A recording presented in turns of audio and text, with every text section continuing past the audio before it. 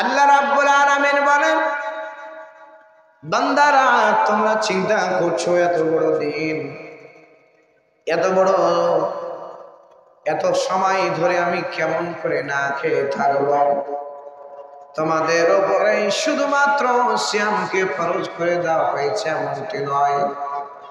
কামা কুতিবা আলাল্লাযীনা মিন ক্বাবলিকুম, তোমাদের উপরে শুধু করা হয়েছে এমনটি নয়, তোমাদের পূর্ববর্তী যতগুলো মানুষ দুনিয়ার জীবনে এসেছিল কোনো না কোনো ভাবে মানুষের সৃষ্টি লগ্ন থেকে শুরু করে আজ পর্যন্ত কোনো না কোনো ভাবে আল্লাহ রাব্বুল আলামিন এই সিয়াম পালন করার কথা বলেছেন। জোরে বলুন সুবহানাল্লাহ।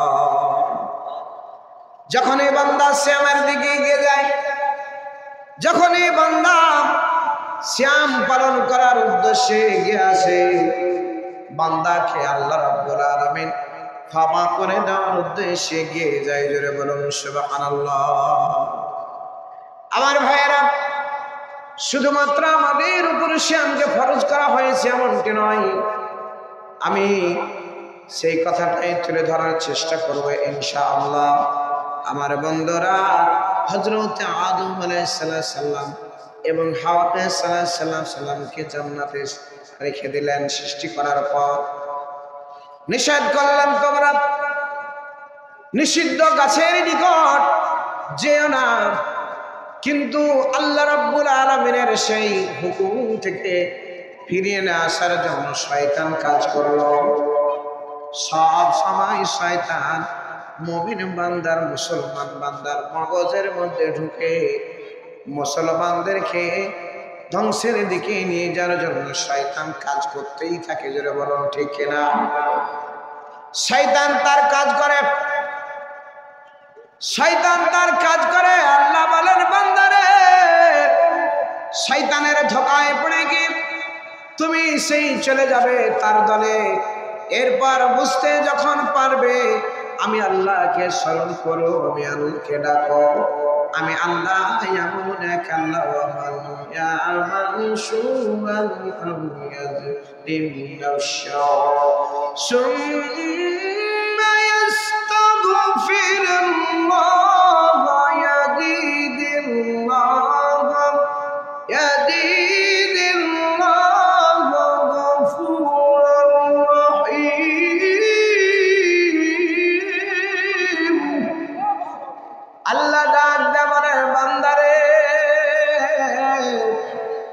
অপরাধ করেছো, অপরাধ করেছো, অপরাধ করার পর আমি আল্লাহর কাছে ধন্না দেওয়ার জন্য আসো। সুম্মা তাওবার আস্তাগফিরুল্লাহ, আমি আল্লাহর কাছে ক্ষমা নেওয়ার জন্য আসো।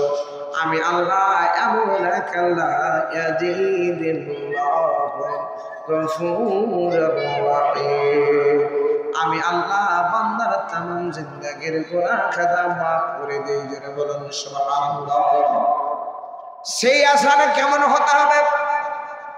জীবনে কাজ করব না এই মর্মে প্রতিজ্ঞা করে পুরোপুরি ভাবে আসতে হবে। আল্লাহ বলেন, তুবু ইলাল্লাহি তাওবাতুন নাসুহা, খালিস নিয়তে তওবা করে আল্লাহর দিকে যদি আমরা ফিরে আসতে পারি, তবে আল্লাহ রাব্বুল আলামিন তার বান্দাকে কবুল করে নেবেন, তামাম জিন্দেগীর গুনাহ খাতা মাফ করে দেবেন। যারা বলেন কথা ঠিক কিনা?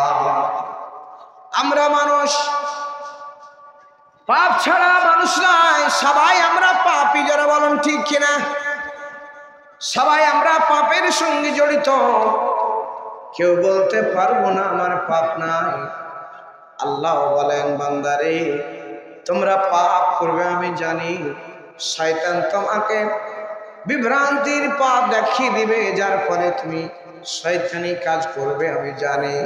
কিন্তু আমি আল্লাহ এমন এক আল্লাহ যে আল্লাহর কাছে আসলে তুমি ক্ষমা পেয়ে যাবে, মাফ পেয়ে যাবে। যারা বলুন সুবহানাল্লাহ।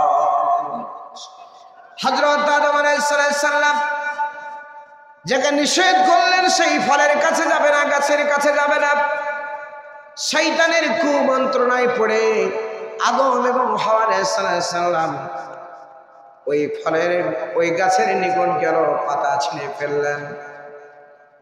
আল্লাহর আদেশ একটি অমান্য করার কারণে আল্লাহ রাব্বুল আলামিন তার চেহারা মোবারকটা কালো বানিয়ে দিল। আদম আলাইহিস সালাম এবং হাওয়া আলাইহিস সালামের চেহারা কৃষ্ণবর্ণ হয়ে গেল, এতটাই খারাপ হয়ে গেল। আল্লাহর ফেরেশতারা যে আমার আল্লাহর কাছে গিয়ে গিয়ে কান্দে, আল্লাহ আপনি না ওই আদম আলাইহিস সালামকে সিজদা করার জন্য আদেশ করলেন, আমরা তাই করলাম। এত আদরের বান্দাটাকে এই চেহারা মোবারক এত কুৎসিত করে দিবে, খারাপ করে দিবে। আল্লাহ তোমার কি মন খারাপ হয় না? তোমার কি মায়া লাগে না? তোমার কি দয়া লাগে না? সুবহানাল্লাহ। ফেরেশতারা জিদেরকে আল্লাহ রাব্বুল আলামিন